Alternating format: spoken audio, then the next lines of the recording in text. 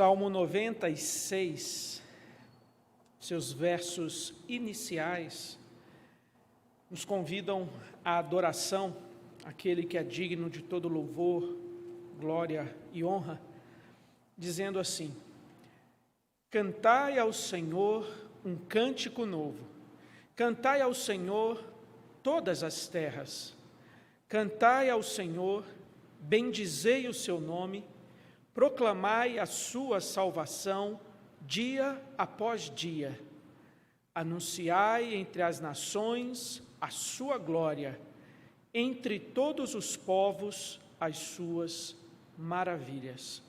Vamos adorar ao Senhor, entoando o hino de número 26.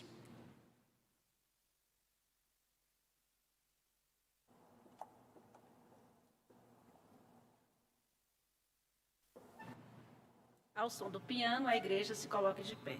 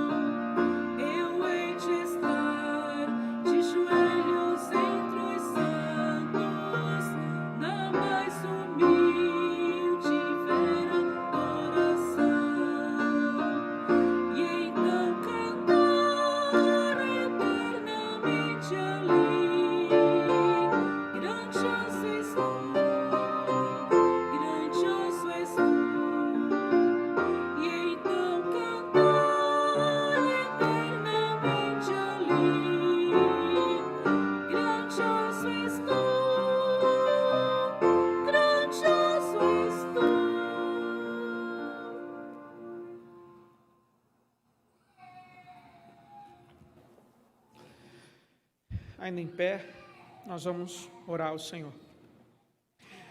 Deus Santo, Pai bendito, te louvamos, te agradecemos por essa oportunidade de nos reunirmos como teu povo, tua igreja, para adorarmos, celebrarmos tão grande salvação que nos concede em Cristo Jesus. Pedimos a tua bênção, a tua direção para esse culto, de modo que cada parte, cada componente dessa liturgia seja um instrumento nas tuas mãos para a nossa edificação, fortalecimento, que em tudo tão somente o teu nome seja exaltado, que o teu nome, o teu evangelho seja anunciado, proclamado, tua igreja fortalecida. Abençoa assim o teu povo aqui reunido, Pai. Nós agradecemos e pedimos em Cristo Jesus.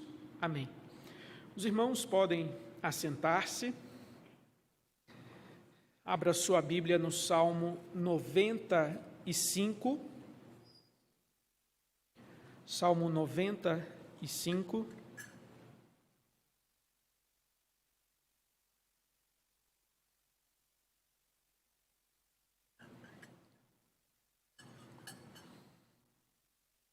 Você pode acompanhar a leitura. Vinde, cantemos ao Senhor com júbilo, celebremos o rochedo da nossa salvação.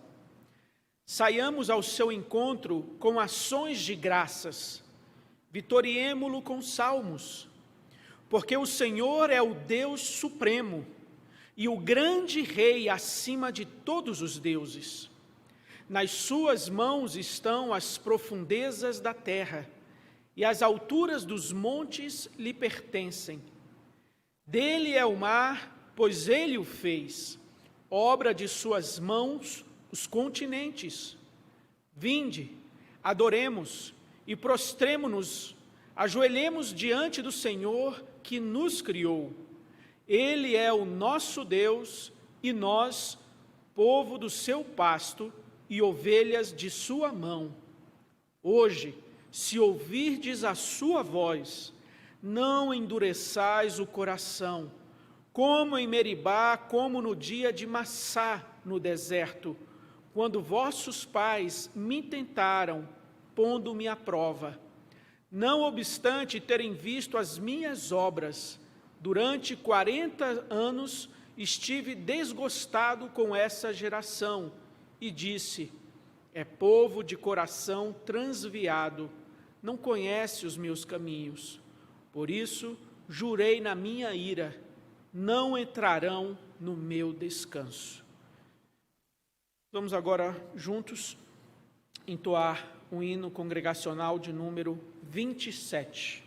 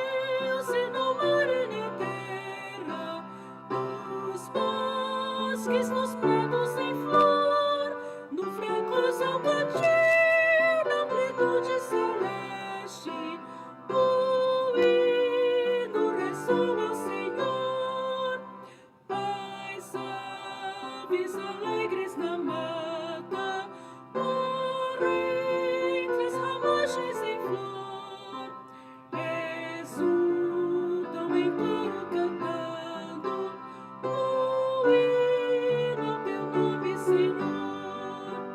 Nos céus e no mar e na terra, nos bosques, nos prados em flor, no fracoso cantil, na amplitude celeste, o hino ressoa ao Senhor.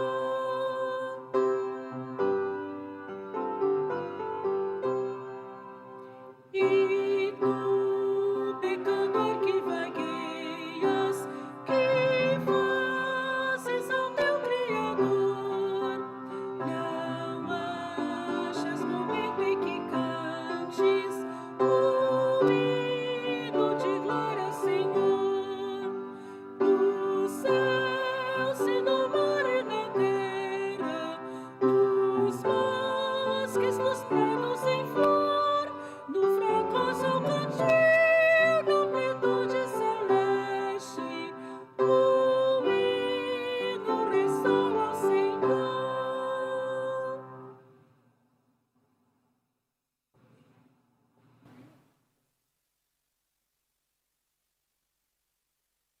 Os irmãos podem se assentar.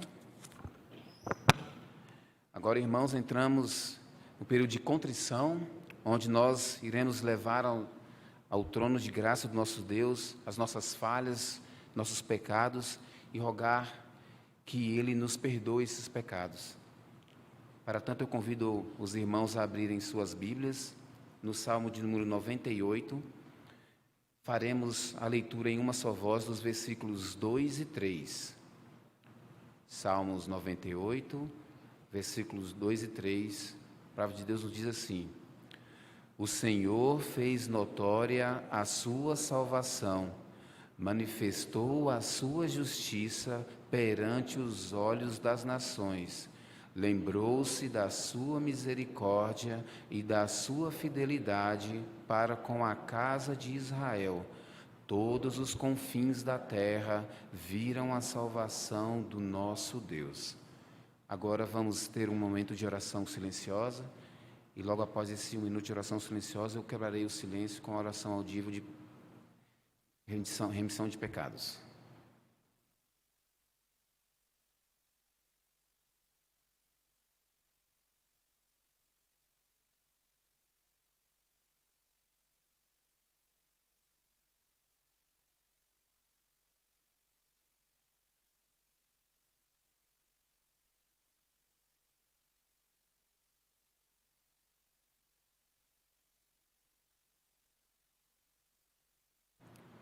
Senhor, Pai que está nos céus, Pai bendito, Pai amado, quão bom, Senhor, é estarmos aqui presentes em Tua casa para render louvores ao Teu santo e bendito nome, para aprender da Tua santa e bendita palavra.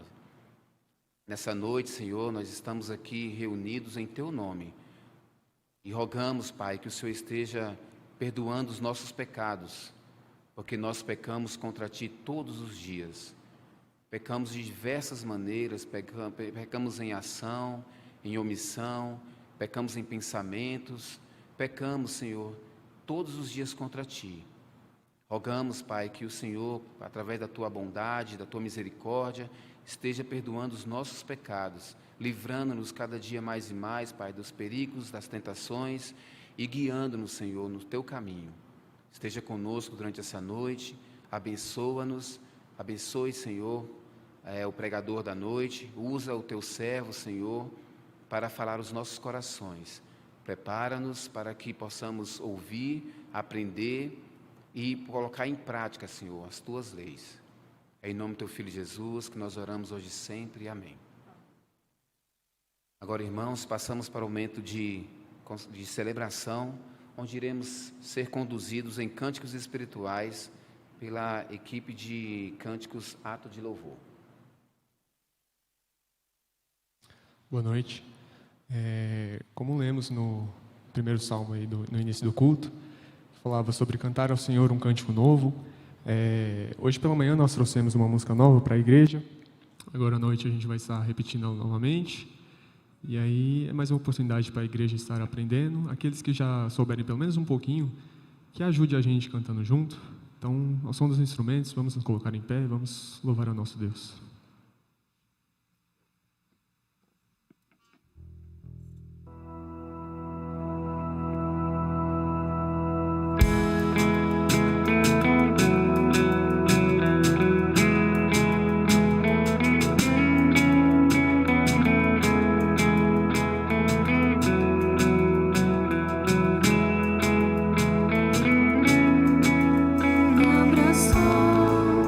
Com as mãos que criaram os céus, me encontro onde a graça as feridas curou, da lama me tirou, na rocha me firmou, seu nome me entregou. Salva o meu coração, me ergueu, minha vida proclama a sua glória, e de pé, hoje sem medo posso cantar. Da lama me tirou, na rocha me firmou, seu nome me entregou, salva o meu coração. Eis-me aqui, de ti preciso me renderei. Eu sou teu e eternamente te adorarei. Estava em pedaços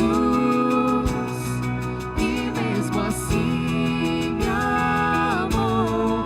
Sua graça me abraçou, meu pecado apagou. Graça que derrotou toda a morte, me livrou, enfim, da vergonha e da dor.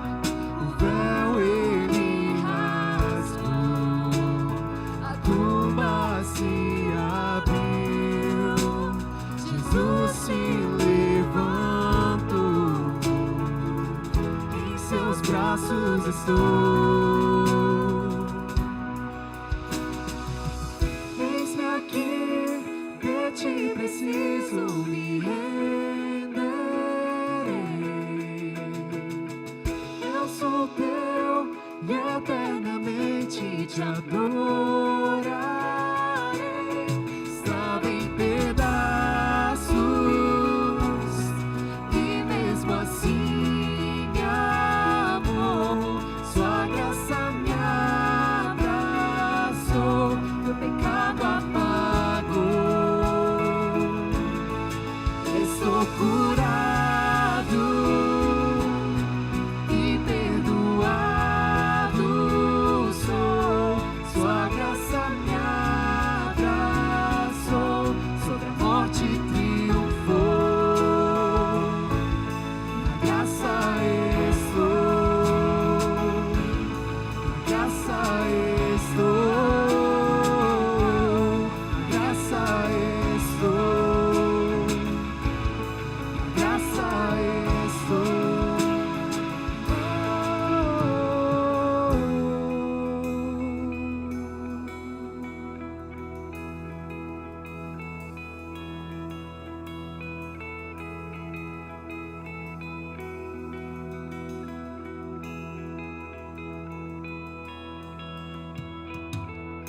Eis-me aqui, de ti preciso me renderei.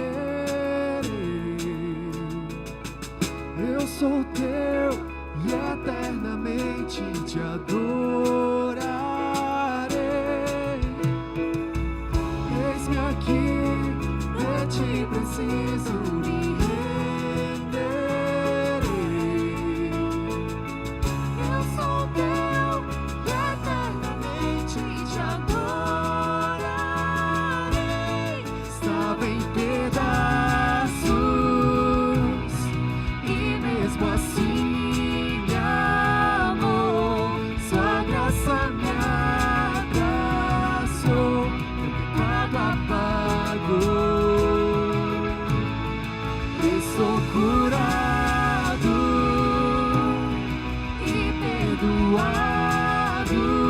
sou, sua graça me abraçou, sobre a morte triunfou,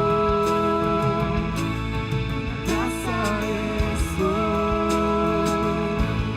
na graça estou, na graça estou, na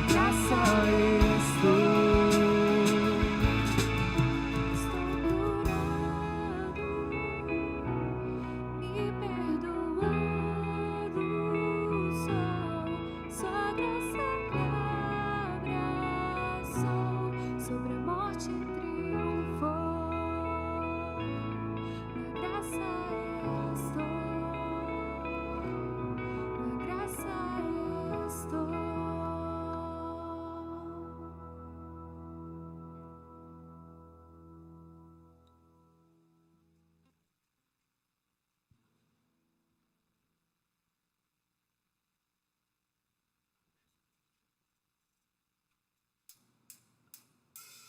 Senhor, te quero, quero ouvir tua voz. Senhor, te quero mais. Eu te busco, te procuro, ó Deus. No silêncio tu estás.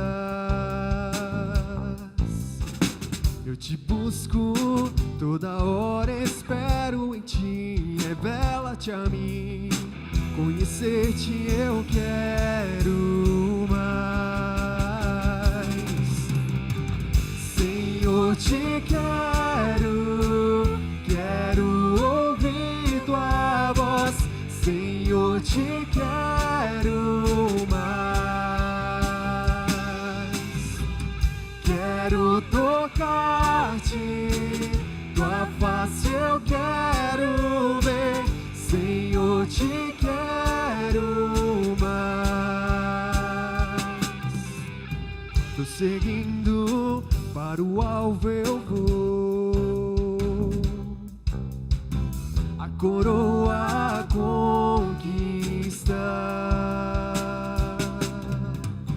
Vou lutando, nada pode me impedir. Eu vou te seguir, conhecer-te eu quero mais. Senhor, te quero, quero ouvir tua voz. Senhor, te quero mais. Quero tocar-te, tua face eu quero ver. Senhor, te quero mais.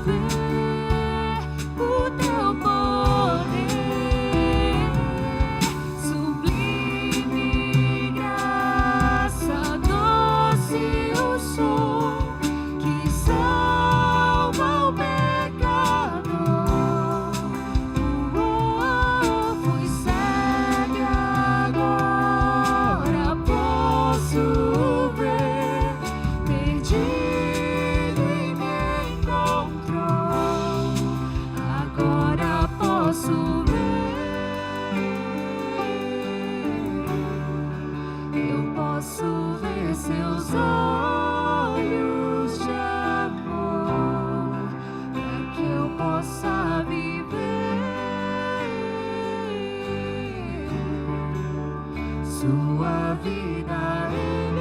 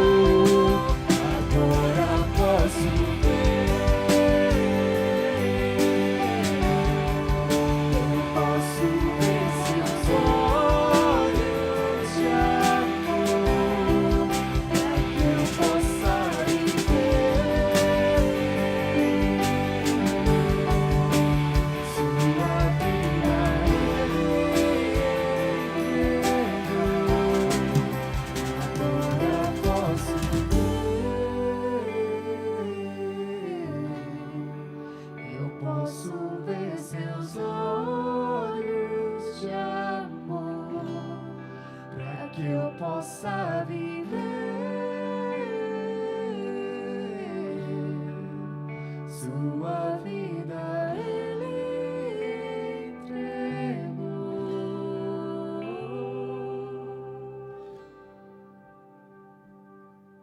A igreja pode se assentar.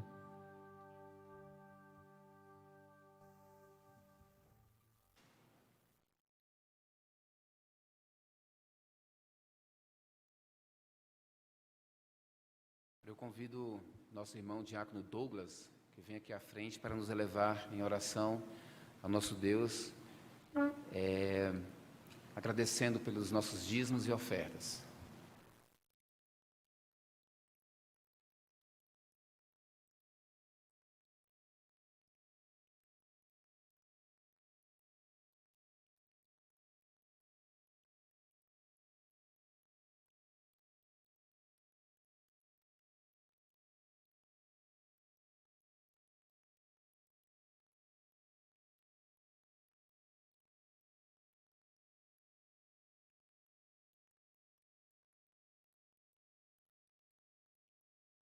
Oremos, irmãos. Senhor, Pai de amor, Deus de misericórdia, louvamos, ó Deus, por estarmos em Tua casa, pelo privilégio que temos. Agradecemos, ó Pai, pelos dízimos, ofertas, tragos à Tua casa. Agradecemos pelo Teu sustento, ó Deus, mesmo em tempos tão difíceis. Sabemos, ó Deus, que a Tua provisão, ela é constante, ó Pai, em nossas vidas. Louvamos, ó Deus, por tudo que o Senhor tem feito, por tudo que o Senhor ainda irá fazer. E lhe pedimos que o Senhor continue a abençoar todos os pastores, presbíteros, a todos os irmãos, ó Deus, que tomam conta, que administram, ó Deus, esses recursos, que sejam sempre, ó Deus, bem direcionados e que o Senhor esteja sempre à frente conduzindo. Que tudo seja sempre para a honra e glória do Teu santo nome. Obrigado, ó Deus, por tudo e nos perdoa as falhas dos pecados, em Cristo Jesus. Amém.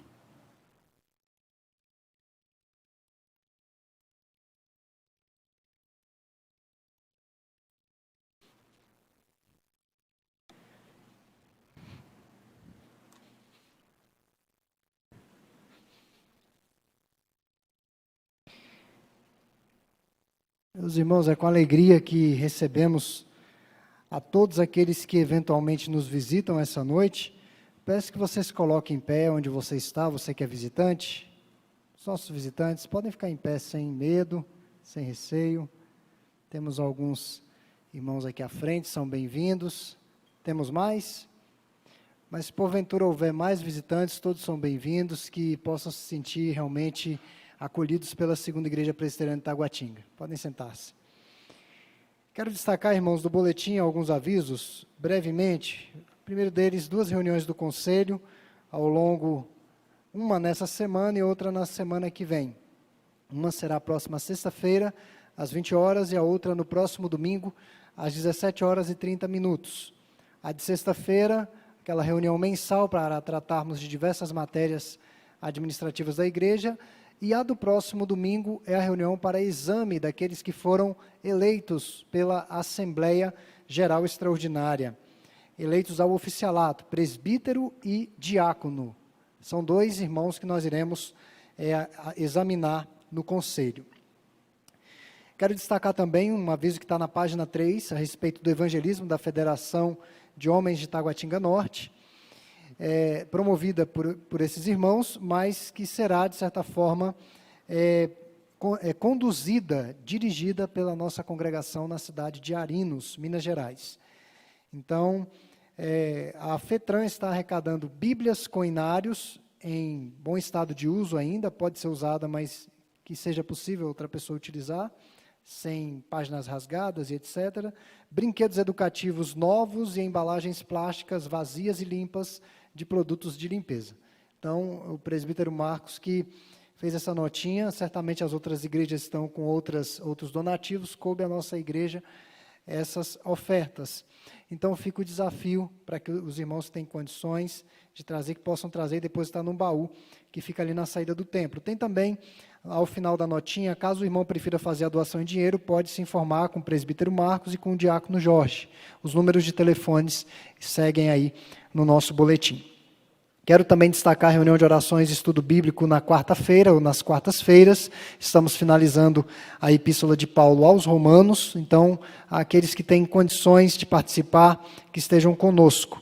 Encontro de casais, nós vamos realizar o encontro de casais, próximo sábado, às 19 horas e 30 minutos. O preletor será o reverendo Ricardo Santana, pastor da 5ª Igreja Presbiteriana de Taguatinga, presidente do nosso sínodo, o Sínodo de Taguatinga. Nós já temos aí 49 casais, a última vez que eu olhei, já aumentou, né? Então, as inscrições serão finalizadas amanhã. Amanhã serão finalizadas as inscrições para que nos organizemos para o encontro de casais. Será aqui no nosso templo, então, momentos edificantes, e fica o desafio para que os casais participem. Concomitantemente com essa programação, as crianças também terão atividade, Soldados de Cristo, no mesmo horário, pais que têm filhos pequenos, poderão deixar seus filhos nessa atividade e participar do encontro de casais. As plenárias da SAF e o PH acontecerão no próximo domingo, após a escola dominical, SAF aqui no templo e ao PH no salão social. Os demais avisos estão no boletim, peço que os irmãos acessem o boletim, seja pelo nosso aplicativo, ou o boletim impresso que fica em uma das mesinhas da saída do templo. Nós passaremos ao momento de edificação.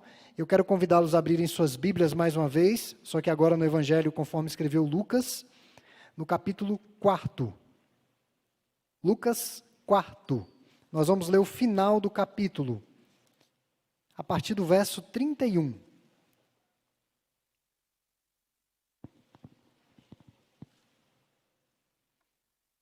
Antes da leitura, vamos orar. Poderoso e amado Deus, que Tu possas, ó Deus, mais uma vez, falar aos nossos corações por meio da tua palavra. Apenas a leitura da mesma já é a vox Dei, já é a voz de Deus, já é a voz do Senhor. E a voz do Senhor é poderosa, a voz do Senhor quebra o cedro, sim, quebra os cedros no Líbano.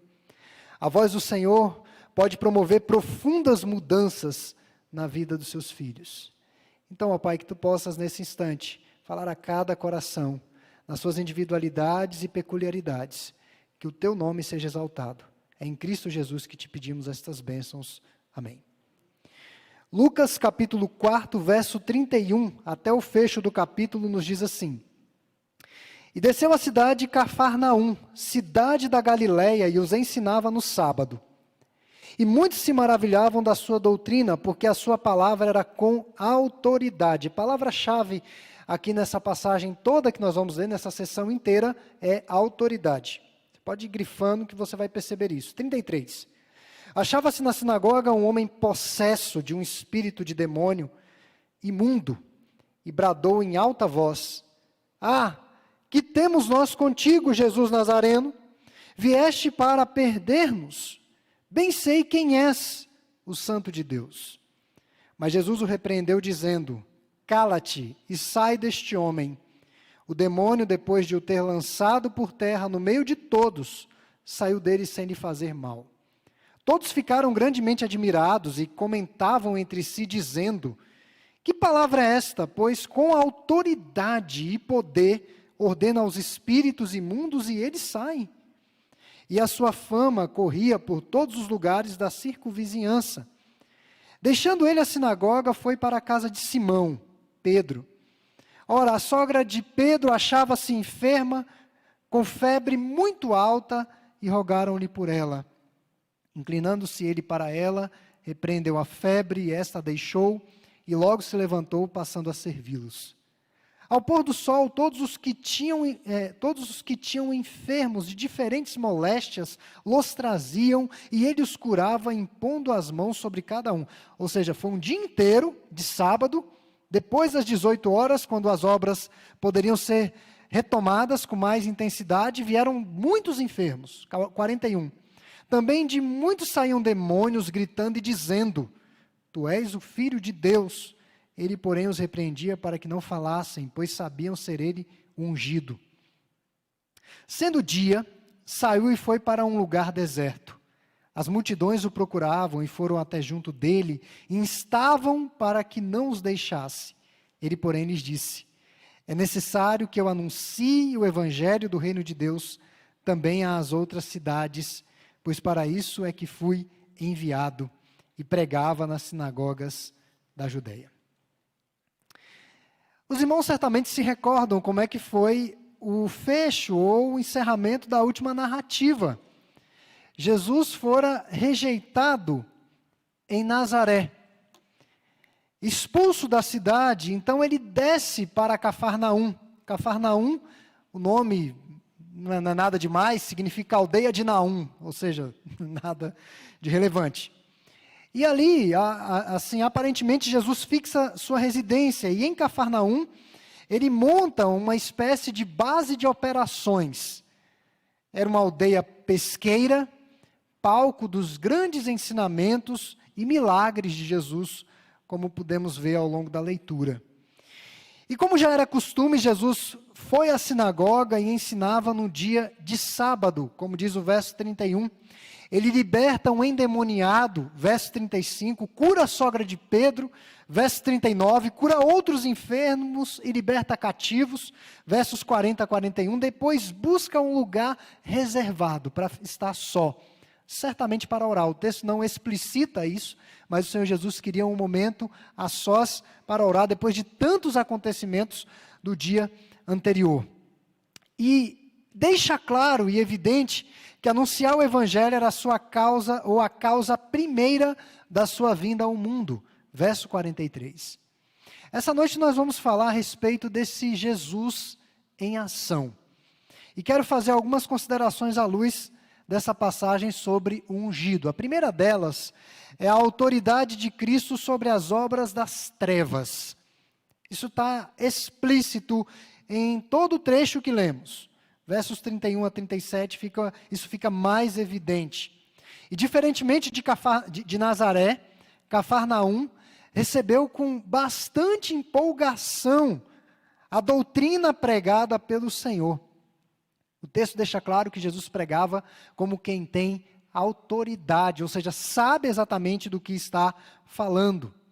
E aqui, já nesse início, nós temos um ensinamento que é muito falado, um adágio popular, que diz o seguinte, que o mesmo sol, ou o mesmo calor do sol, que amolece a cera, endurece o barro. É o mesmo calor. A mesma palavra que endureceu corações em Nazaré e acabou culminando na expulsão de Jesus Cristo da cidade, essa mesma palavra fora recebida com bastante empolgação, quebrantamento, na cidade de Cafarnaum. A mesma palavra que endurece os corações de muitos, quebranta os corações de outros. Eu acho isso daqui impressionante, porque o Senhor Jesus disse que as ovelhas dele ouviriam a sua voz e reconheceriam a voz do seu pastor. As ovelhas do Senhor ouvem a sua voz e reconhecem a voz dele. O fato é que a palavra de Deus nunca é neutra. Nunca. Essa palavra vai produzir algum tipo de impacto na vida dos seus ouvintes. Talvez essa noite muitos estejam se aproximando mais de Deus, mas eu não me engano. Uma mensagem pode afastar mais ainda as pessoas de Deus, se elas não estiverem dispostas a seguir o caminho do Senhor. Então não tem um meio termo. Irá produzir algum tipo de impacto nos ouvintes. No mundo antigo, as pessoas acreditavam que as enfermidades eram decorrentes, ou seja, causadas por demônios. Demônios de mudez, de surdez, de loucura, de mentira, de prostituição. E não é muito diferente hoje nos adeptos à demoniologia, que tem um tipo de demônio para cada coisa. Então isso não é de agora, irmãos. Isso é antigo. Isso é antigo. Então as pessoas acreditavam que todos os males existentes no mundo eram decorrentes de espíritos malignos que agiam em determinadas áreas. E nós sabemos que isso não tem base bíblica. Demoniologia não tem base bíblica. Os demônios existem, os demônios atormentam. A Bíblia deixa claro qual é o objetivo deles: destruir, mas eles vão por caminhos, roubar, matar. E não satisfeitos, eles querem a destruição das pessoas. Cremos que existe sim possessão demoníaca no século 21, existe, é possível acontecer. E ser tentado pelo diabo foi apenas um preparo para a luta de Jesus contra as forças malignas nos vilarejos da Galileia. Lucas registra pelo menos 4 histórias de pessoas tomadas por demônios. O que chama a atenção é que os demônios sabem quem é Jesus. Verso 34, mais adiante também, eles dizem quem é Jesus. Eles sabem quem é o Senhor. E aqui há um outro ensinamento importante para a gente. Sabemos que o conhecimento dos demônios, eles creem e tremem. Mas o conhecimento que eles têm a respeito de Deus é destituído de fé, de esperança e de amor. Observe que quando alguém nega a divindade de Jesus, mostra muito menos discernimento do que os demônios. Quando alguém não reconhece quem de fato é Jesus, muito menos discernimento do que os demônios. As miseráveis pessoas possuídas por demônio ou demônios estavam cheias de desprezo em relação a Deus e ódio ao próximo. Elas desprezavam o Senhor. Elas odiavam o próximo. E algo a se pensar, irmãos, é o nosso conhecimento sobre o pecado, sobre o mal, nos faz odiarmos mais o pecado ainda.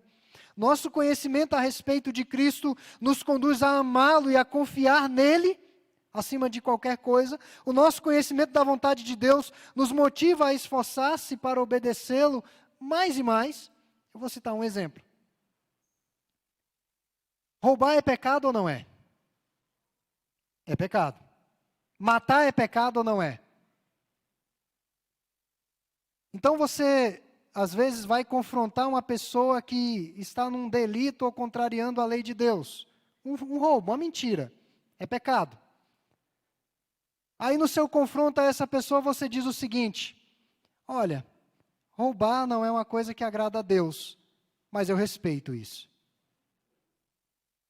Não há uma certa incoerência nisso daí? Hoje, os pecados têm sido aceitos na sociedade e nós somos obrigados a respeitar o pecado. Olha, Deus não gosta disso, mas eu respeito a sua posição. Você não diz para um ladrão, para um mentiroso, para alguém que está em flagrante delito à lei do Senhor, que Deus não concorda, mas você respeita aquela conduta. Então, qual a nossa postura em relação ao pecado? Percebam que essas pessoas tomadas por espíritos malignos odiavam a Deus, odiavam as pessoas, relacionamentos quebrados, não que todos os relacionamentos quebrados e todo ódio contra Deus seja possessão maligna, não. Mas percebam que as pessoas que estavam tomadas por esses espíritos declaravam o seu ódio ao Senhor. E Jesus comprovou de uma vez por todas que tem todo o poder e autoridade sobre demônios. Os demônios estão subjugados. Ele repreendeu o espírito maligno e o homem possesso imediatamente ficou livre. Jesus não se valeu de nenhum procedimento em nenhum dos episódios em que ele agiu. Ele não se valeu de nenhum procedimento mágico ou magia da época. Nada disso. Os presentes reconheceram a autoridade de Jesus sobre as forças das trevas, o que fez com que a fama de Jesus corresse ainda mais por todos os lugares daquele vilarejo. Ninguém pode desafiar a Jesus e prevalecer. Ninguém. Todos aqueles que um dia se levantaram contra a igreja do Senhor caíram. Todos. Que declararam ódio à igreja, ao que a igreja prega, caíram. Não prevaleceram contra o Senhor. Então o seu poder é infinito, a autoridade de Jesus é absoluta, nada foge do seu controle. Mas além de ter autoridade sobre os poderes das trevas, uma outra verdade que quero extrair desse texto é sobre a ação de Jesus, é a autoridade sobre as enfermidades. Versos 38 a 41, 43 a 44. Jesus deixa a sinagoga, que era um ambiente cultico, e vai para uma casa, um ambiente familiar. E na casa de Simão, evidenciou autoridade sobre as doenças, enfermidades. Jesus mandou que a febre deixasse a sogra de Pedro. Os maldosos dizem que Pedro negou Jesus por causa disso, porque ele curou a sogra dele, mas não tem nada a ver. Então, o interessante aqui, irmãos, é o termo que é utilizado no verso 39, repreendeu. É o mesmíssimo termo que fora utilizado, aplicado. Lembra daquela passagem que Jesus estava no barco com os discípulos, Jesus estava dormindo, veio uma tempestade forte, ia varrer o barco, a ponto do barco afundar, eles acordaram o Senhor, até quando estarei convosco, homens de pequena fé? E o texto bíblico diz que Jesus repreendeu os ventos. E na mesma hora, uma grande calmaria, parou a chuva, tudo ficou tranquilo. É o mesmo termo, sinalizando a autoridade. Bastou apenas uma palavra da parte do Senhor. Só uma palavra. Nada mais do que uma palavra. A cura foi imediata. Lembremos que era sábado e estava chegando ao fim, sinalizando o término do dia de descanso. E depois das 18 horas, irmãos, a coisa ficou complicada para o Senhor. Enfermos, com diferentes moléstias, se aglomeraram diante dele. Chama a atenção, no texto, verso 40, bem no finalzinho, ele diz assim: impondo as mãos sobre cada um, cada pessoa. Jesus não cura aqui por atacado. Jesus não diz, todas as enfermidades estão repreendidas ou todo mundo está curado.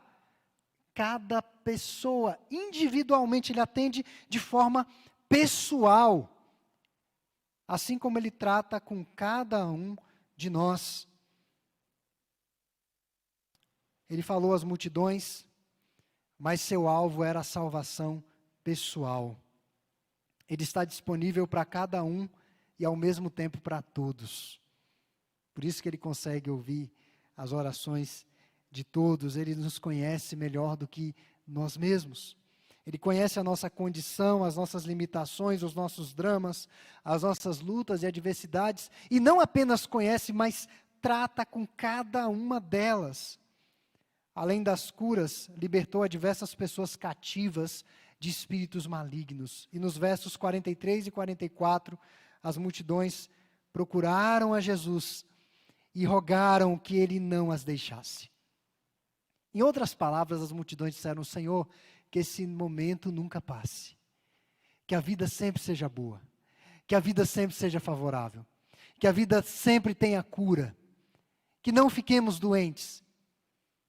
Certamente, muitas daquelas pessoas morreram, sejam vitimadas de enfermidades, de acidentes, elas morreram. Elas continuaram sofrendo. Então, o que essas curas de Jesus sinalizam? Elas apontam para uma cura maior. É o que Isaías 53 diz, que pelas pisaduras do servo sofredor nós fomos sarados, curados. E essa cura tá para além de cura física. Certamente algumas pessoas que estão aqui no templo hoje, ou já foram curadas pelo Senhor, ou já testemunharam curas em terceiros. Certamente muitos. Se eu fosse perguntar aqui, muitos iriam levantar a mão. Quando você ou foi curado pelo Senhor, ou viu essa cura, você não ficou impressionado? Você não ficou feliz? Você não ficou maravilhado? Você disse, puxa, que impressionante. Não tinha mais recursos médicos, não tinha mais para onde ir, não tinha mais a quem recorrer, e Deus curou. Imediatamente Deus curou.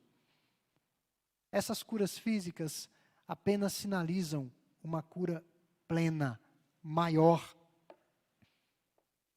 E Jesus disse àquelas pessoas que ele não poderia ficar ali diariamente curando, uma espécie de curandeiro da cidade, mas que ele tinha que pregar o Evangelho. Ele tinha que anunciar as boas novas. Essa era a motivação maior do seu ministério. E nós sabemos, irmãos, que o que pode curar a alma não são medicamentos. Não existe um medicamento que cure a sua alma. Na verdade, medicamento não tem o objetivo de curar. O remédio é remediar, ajudar a passar, dar uma, aliviar o sofrimento. O que vai curar a alma são as palavras do Senhor. É o que nós temos aprendido ao longo da nossa jornada cristã. A fé vem pelo ouvir, ouvir a palavra do Senhor. E é isso que Jesus está dizendo às multidões. Eu preciso falar desse Evangelho. Mas ele demonstrou autoridade sobre as enfermidades, demonstrou autoridade sobre a enfermidade maior que é o nosso pecado. Mas além de ter autoridade sobre os poderes das trevas e enfermidades, como um bom presbiteriano, uma última verdade que quero extrair desse texto sobre a ação de Jesus, que está aí bem escondido, não está tão explícito, momentos privativos de oração.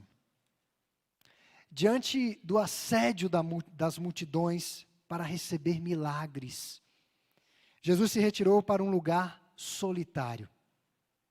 Às vezes nós precisamos ficar sozinhos. Precisamos reorganizar nossa mente, as nossas emoções, especialmente quando estamos com muita raiva. Aí que nós precisamos ficar sozinhos, orando com Deus. Depois eu vou ver qual é o livro, e eu vou indicar para os irmãos um livro de ciência que fala sobre os benefícios da oração para a mente. Os irmãos não têm ideia. Os irmãos não têm ideia dos benefícios da oração para a mente. Por que os irmãos acham que a meditação virou uma espécie de moda? Ouça a sua respiração. Deixa a sua mente vazia. Por que os irmãos acham que isso virou uma moda? Agora, o que é interessante é que a oração não é um fim em si mesma. Tem que ter um objeto, que é Deus. Ao ponto que você pode conhecer pessoas praticantes da meditação que são extremamente ansiosas, desequilibradas. E se elas deixarem de fazer a meditação, ficam piores ainda. A oração é um recurso estabelecido por Deus para que saiamos do tumulto, para que a nossa alma ache repouso nele. Meus irmãos, eu fico pensando, se até Jesus precisou orar, imagine a gente. Ele sabia da agenda de Deus. Ele não teve crise existencial alguma. Alguma. Ele sabia exatamente qual era a missão dele. Ele sabia a idade que ia morrer. O que você faria se Deus te dissesse o dia que você ia morrer? Quanta coisa ia mudar. E ele teve esses momentos de orações. Seus momentos de orações com o Pai eram os seus deleites e a sua fonte de poder. Vejam que na noite que precedeu a sua morte, ele já sabia que ia ser executado no dia seguinte, sentiu ali nas entranhas a morte, aquele cheiro de morte. Ele ora, ele pede para os discípulos orarem, e quando chega a hora, ele diz: levanta, acorda todo mundo. Chegou a hora. Espontaneamente ele se entrega, ele é encorajado a passar por toda a via dolorosa. Mesmo com a agenda apertadíssima, o Senhor reservava um espaço para estar a sós com o Pai. E vivemos num tempo caracterizado pela urgência. Precisamos dar frutos e priorizar o que é essencial, não o que é urgente. E aqui eu quero fazer uma breve reflexão, irmãos, sobre o desfrutar. Nós fomos criados para desfrutar. Essa palavra desfrutar significa sentir o gosto das coisas. Eu estou entrando numa dieta que eu já estava ficando bem inflamado. Aí agora, quando eu vou comer umas guloseimas, porque antes estava comendo desordenadamente, colocava na boca, nem sentia. Agora, quando eu vou comer uma guloseima, eu coloco um pedacinho e fico lá. Desfrutando, né? Os poucos momentos que eu posso escapar da dieta. Vivemos um tempo caracterizado pela urgência. As pessoas não estão desfrutando, não estão sentindo gosto. E como diz o ditado, quem desfruta não se frustra. Há muita frustração porque desfrutamos pouco. Vivemos numa época de muitas informações que acabam inundando as nossas mentes. Parte desse conteúdo é superficial, não serve para absolutamente nada. Acabamos perdendo o foco, não entramos na profundidade, não vamos fundo. E profundidade é desfrutar. Temos a sensação de que tudo está passando muito rápido, não é essa a sensação que temos? Tudo está voando, estamos no mês de setembro, daqui a pouquinho é o Natal de novo. Por uma simples razão temos essa sensação. Colocamos tudo na ponta da língua. Nós não colocamos na boca. Nós não desfrutamos com profundidade. Nós não sentimos o gosto. E qual a grande sensação das pessoas dos nossos dias? O que os filósofos do nosso tempo têm discutido? Estamos numa época que temos tantos confortos que os nossos pais não tiveram. E estamos infelizes. E estamos desgostosos, e estamos frustrados, estamos tristes. Os nossos antepassados sofreram muito mais do que nós. Se nós tivéssemos sofrido pelo menos 1/3 do que eles sofreram, talvez nem estaríamos vivos. E quando Deus criou Adão e Eva no jardim, disse o seguinte: comam, desfrutem livremente de todo esse pomar, de todo esse jardim. Hoje, meus irmãos, nós temos uma expectativa de vida maior do que as pessoas de 30 anos atrás, por uma série de razões. São os melhoramentos das condições sanitárias, avanços nos tratamentos de saúde, a consciência da alimentação saudável, dentre outros fatores que vão delongando a nossa vida. Mas a percepção de vida de quem viveu há 30 anos atrás era muito maior do que a nossa. Vivemos 90 anos, podemos chegar a 100, estão falando até de talvez 200 daqui a um tempo. Mas a sensação é de que passou tão rápido que vivemos apenas 50. 90 anos com sensação de 50. Antigamente as pessoas viviam em média de 50 anos, mas a percepção era de que haviam vivido 100 anos. Elas tinham mais memórias. E a razão, irmãos, é porque desfrutavam mais. Elas não eram tomadas de ansiedade pelo que vai acontecer ali na frente. Não havia essa enxurrada de urgências e informações, a vida acelerada, transtorno de pensamento acelerado e daí por diante. Uma vida rápida e sem memórias. Se você não tem tantas memórias, é porque você desfrutou muito pouco. Você que é um adulto que desfrutou um pouco da infância, quando você coloca uma bala na boca que você consumiu na infância, você lembra da infância. Quando você sente aquele cheiro de chuva, você já lembra da infância. Porque você desfrutou. Hoje as pessoas não estão ligando muito para isso. Por isso precisamos destes momentos com o Senhor. A oração nos ensina a desfrutar. Nos ensina a desfrutar do Senhor e nos ensina a desfrutar da vida. Precisamos priorizar esse tempo com o Senhor. E somente podemos, irmãos, nos levantar em público para cumprir a nossa missão, se primeiro nos prostrarmos diante de Deus. Jesus havia passado 40 dias no deserto.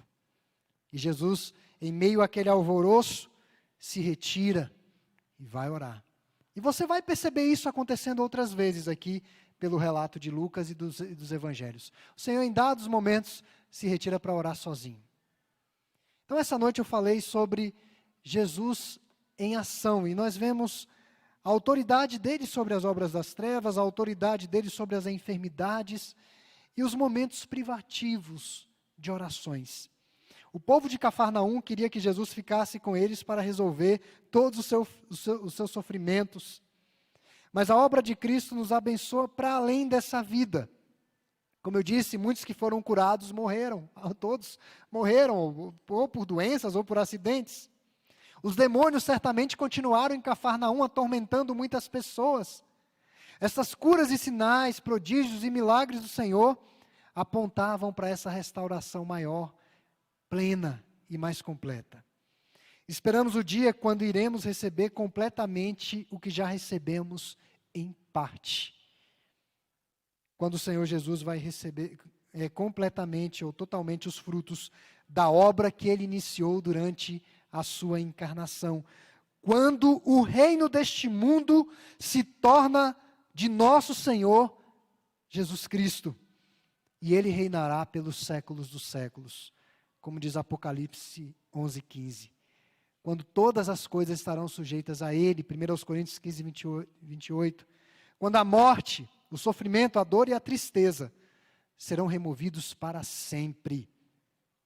Dia de ceia é dia de lembrarmos disso. É dia de olharmos para essa viva esperança. Então que Deus nos ajude, irmãos, a caminharmos com esta perspectiva da autoridade de Cristo para perdoar, para curar, para libertar e proporcionar nova vida a todos aqueles que creem no seu nome. Amém. Vamos cantar o hino 340, nos preparando para a participação na mesa do Senhor. Hino 340.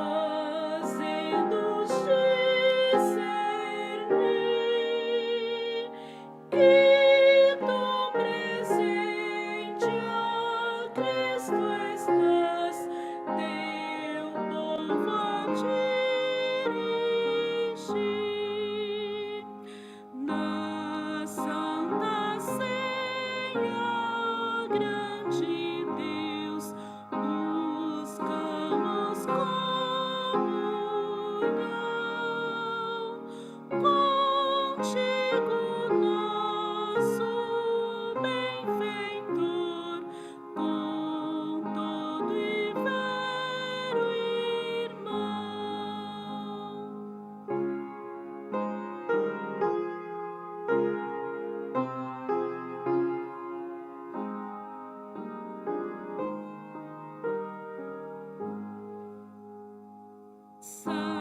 Sabemos que regressarás em majestade e luz, juiz supremo, eterno Rei, ó vem Senhor Jesus. Amém. Os irmãos podem sentar.